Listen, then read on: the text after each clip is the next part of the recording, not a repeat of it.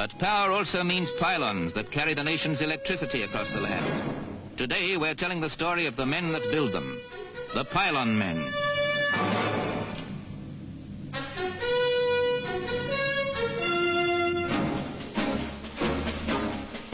These are the men who have made danger their stock in trade. Real-life danger men who climb up to a world of work that most of us might conveniently ignore. But it must be done. This is how they build the 165 feet high steel towers that will carry the Central Electricity Generating Board's cables across Sussex and Hampshire to the West Country.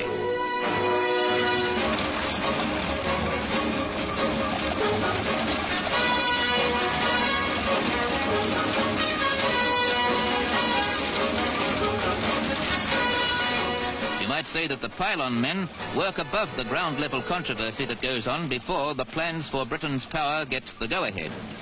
But when the decisions have been made and the best course plotted, the steel giants stride 5 to the mile across the fields, and the huge dish insulators can be slotted into place.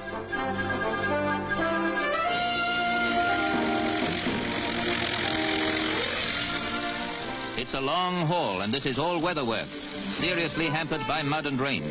But on average, the pylon men complete 2.5 miles of their route every week.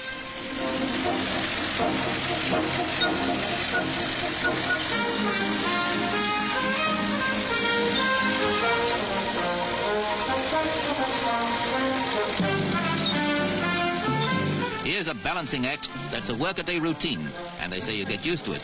But you need more than a head for heights, because this is as delicate a job as threading a needle, calling for steady, split-second teamwork. And when the steel towers and glass insulators are exactly in place, it's time for the big job of putting the power lines into position.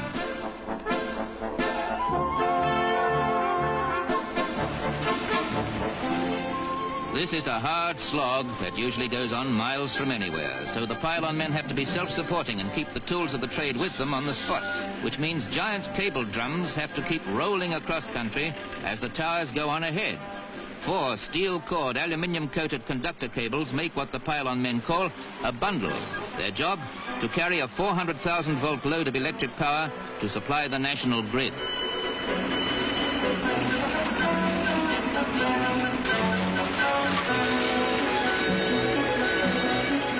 There's no room for a wayward wire, so the job of pulling the conductor cables up into place is a radio-controlled operation, fined down to the last millimeter, so that the bundle is stringed, as they call it, through the insulator at exactly the right tension, sometimes a tense moment.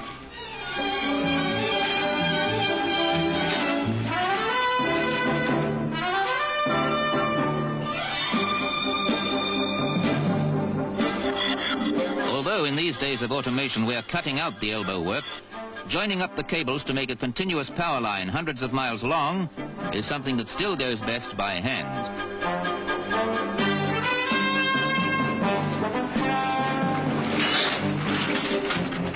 Putting cables underground costs 10 times the price of pylon power.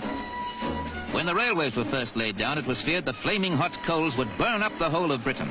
Now the age of steam is over, people are more concerned that we've lost our railway heritage. In days to come, pylons too may have their champions, eager to preserve them as historic monuments. But the job of spacing the cable goes on, calling for a high wire act that would thrill any circus audience.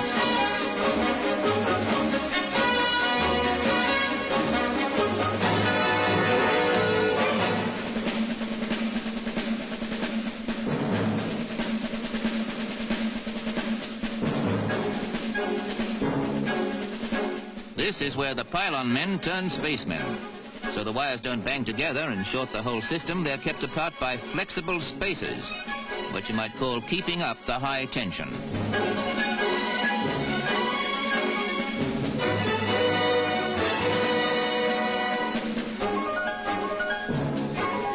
With their skill and daring, the pylon men carry the amenity of electricity to remote places.